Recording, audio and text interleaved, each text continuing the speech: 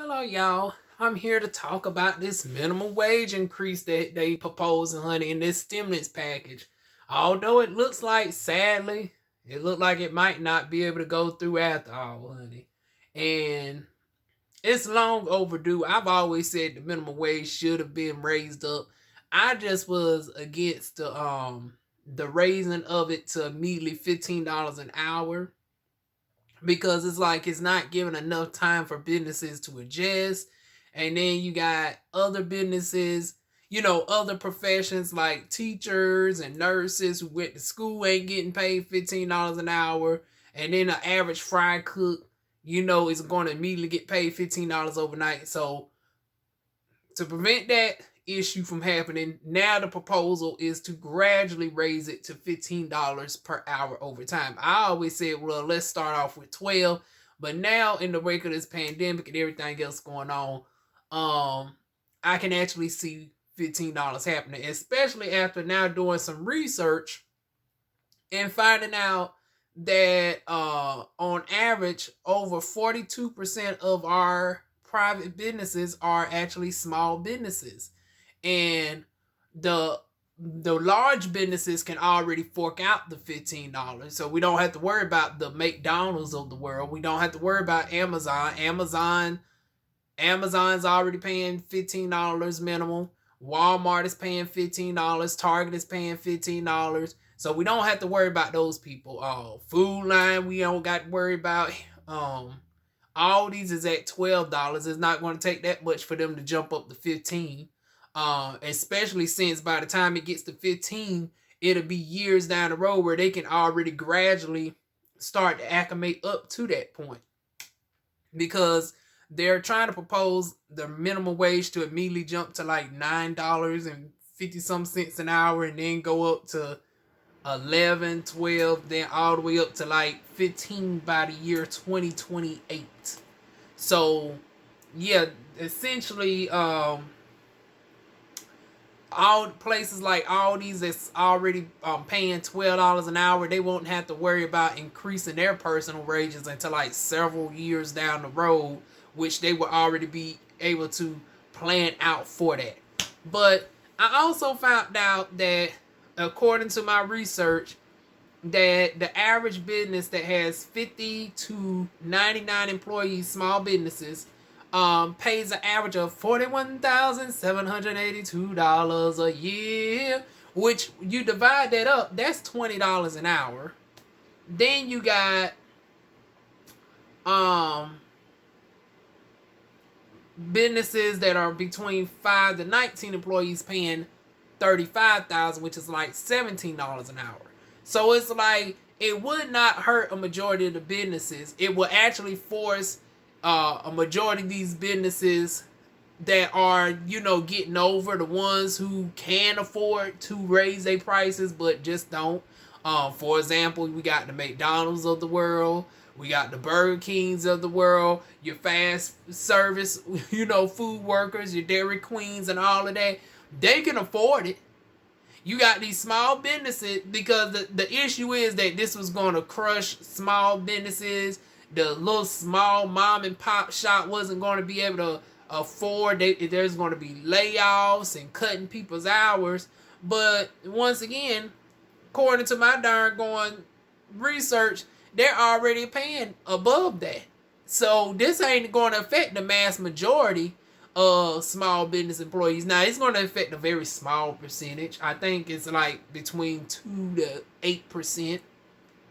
And thus, we want to give time to acclimate that 2 to 8% over.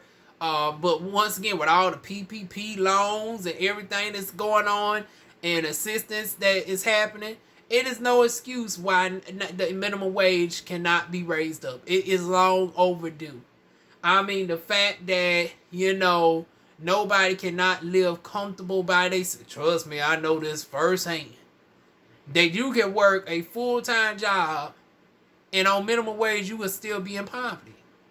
You can work a full-time job, and if it's minimum wage, you qualify for food stamps, or you right at the cusp of the food stamp limit. That's ridiculous. And then the people making these decisions, they didn't have to deal with this, because when they ass was growing up, minimum wage was able to put their ass through college. So they don't know nothing about student loan debt. Because a minimum wage actually was affordable enough to actually secure their living on their own and actually pay their way through college. But now colleges prices done got so sky high and corrupt that, honey, you got doctors and lawyers who have to wait until their debt is forgiven because nobody can't pay that shit off in a timely manner. You got teachers who still paying off student loans. That's ridiculous. It's ridiculous. But once again, that's another conversation for another day too. They ain't even talking about student loan forgiveness and shit. That would be more nice for me, honey. Y'all can keep the darn on stimulus check if y'all can forgive my 10,000. If you can at least forgive 10,000 in student loans. Now, the original proposal was for $50,000 in student loan debt. I think Joe Biden wanted to be at 10,000. Honey, if we can settle somewhere in the middle, average both of those out. And then the Republicans, since Joe Biden's ass want to be bipartisan, if we just get that down, if we can at least get 20,000, honey, I think we'd be A-all-right. Honey, I think we all be A-all-right if you can give us all a $20,000 darn going student loan debt forgiveness, honey.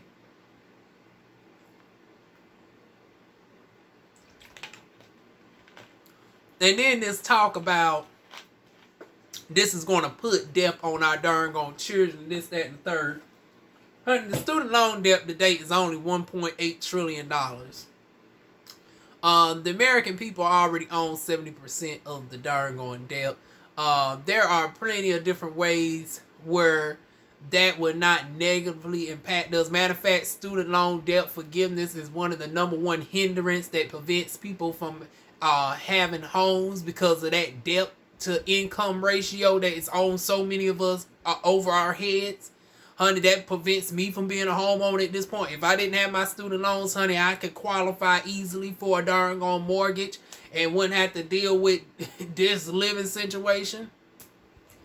So actually, eliminating student loan debt would actually be more beneficial. Also, it would also offset the potential housing market crisis, because of the fact that you will have so many people who are now qualified who can actually go out and darn going purchase a home, which builds equity that you can use for loans and everything else, which is beneficial for us as black people, because y'all know how hard it is for us to get traditional loans, especially in a high risk industry. If you're a beautician, if you're an entrepreneur, you know how hard it is for us to get loans. We have to go to angel investors. We got to picture ourselves like it's Shark Tank.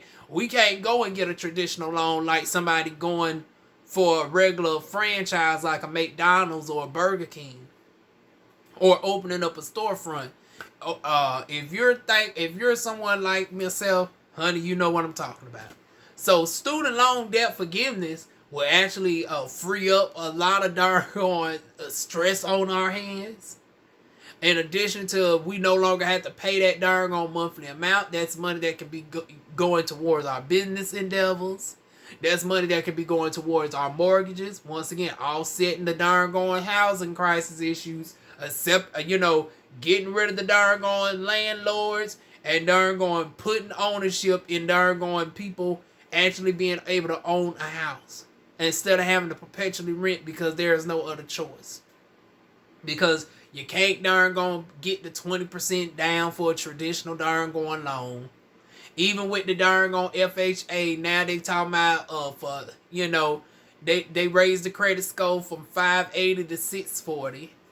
And even then, for self-employed people, you need to at least a minimum of 2, actually really upwards of 5 years worth of income if you really want to keep it real.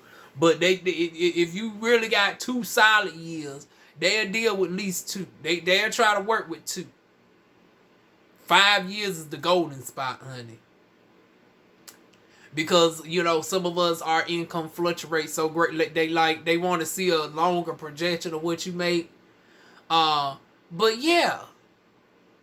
But back on to the main subject though. What are y'all thoughts on the minimum wage? Like I said, I think it's long overdue. They keep coming up with this bullshit about this is going to hurt so many businesses, but the vast majority of businesses can actually darn on weather the storm. The small businesses are majority are paying above that anyways.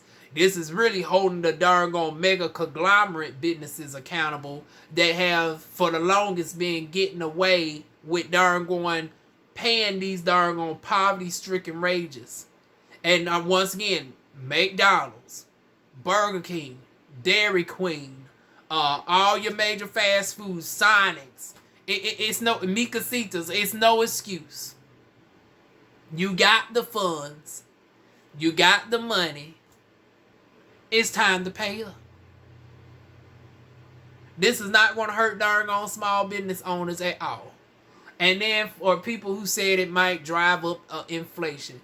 Yeah, it would have drove up inflation if it was done like Bernie Sanders originally wanted it to be done all at one time. But now, where we talking about gradually raising it up over the course of some years, it ain't going to raise no damn inflation. And then talking about the landlords are going to raise rent prices.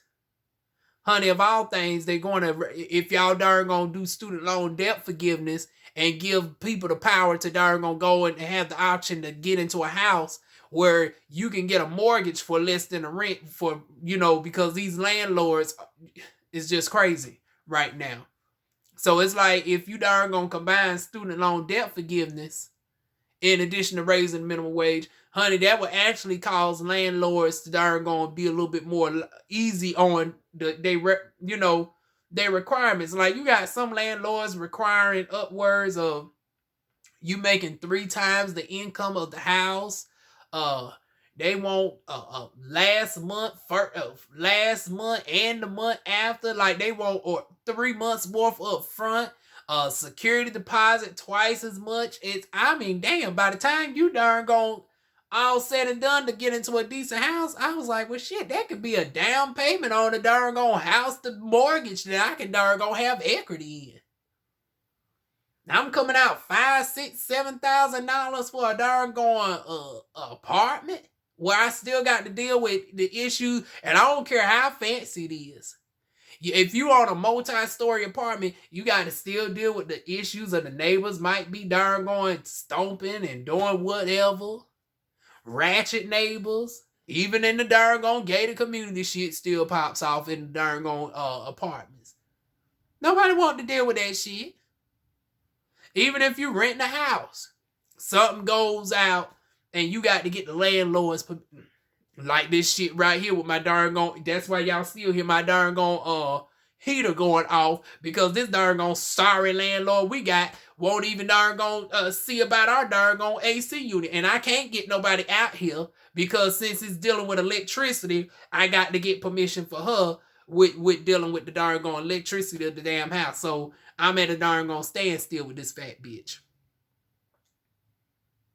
See, I wouldn't have to deal with this if I had a mortgage. I could just go ahead and darn gone contact the darn gone electricians, because it's not even about the money. It's about the fact that she want the darn gone take her sweet time, but I can't darn gone get nobody out here myself. Like this is ridiculous. I can't wait to get away from her ass. And like I said, if darn gone Joe Biden passed student loan debt forgiveness for at least $10,000, minimum wage ain't really much an issue for me because I'm an independent darn gone business owner, and I do gig work where I average about $20 an hour. But for the people who do work an hourly job, this is definitely well needed.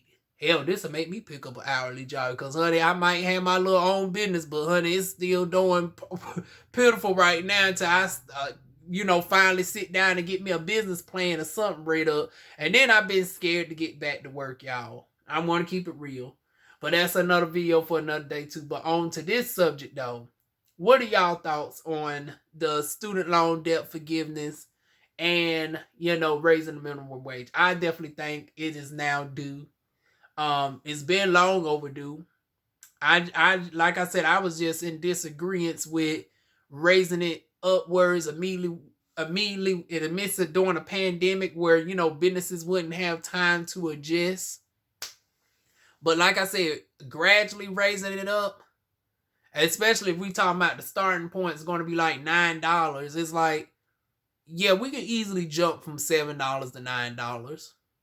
Some people saying no, we got to jump from $7.25 to $8. No bullshit. These businesses can afford a $7.25 to $9.50 jump, honey. I don't want to hear about that darn on let's start it off at darn on $8. No. No, y'all darn on. I think they said the last time minimum wage been raised up was way back in 2002, 2003, if I'm not mistaken. That's damn ridiculous. Oh, damn near 20 years. So we've been at $7.25 for 20 years. Matter of fact, let me Google search that. How long the minimum wage been at darn going? How long has the minimum wage been $7.25? According to Business Insider, effective July 24th, 2009, the federal minimum wage was raised to $7.25 an hour. Oh, okay. Well, not quite 50, but still, hell, 2009. That's coming up on 11 years. 11 years that the minimum wage has not increased at all. You know what has happened in 11 years? We have gone through the last recession like that. That was in the heart of the darn housing crisis back then. So during the housing crisis, during the swine flu, H1N1, and all of that, and then the turmoil that darn on Agent Orange to put our darn on economy and shit in. And then with our deficit being rose, not I think a war we had rose our darn on thing, and we lost our AAA credit status behind that shit. We went to a AA credit rating under Obama, and y'all didn't have no problem raising the raising the deficit up by over $10 trillion back then. So I'm trying to figure out why in the hell are we arguing about student loan debt at $1.8 trillion? Why is we arguing about raising the minimum wage, which will have actually more of a positive impact than it will a negative? But anyways, y'all leave y'all thoughts down below. Tell me if you agree or disagree. And I will see y'all soon with more videos.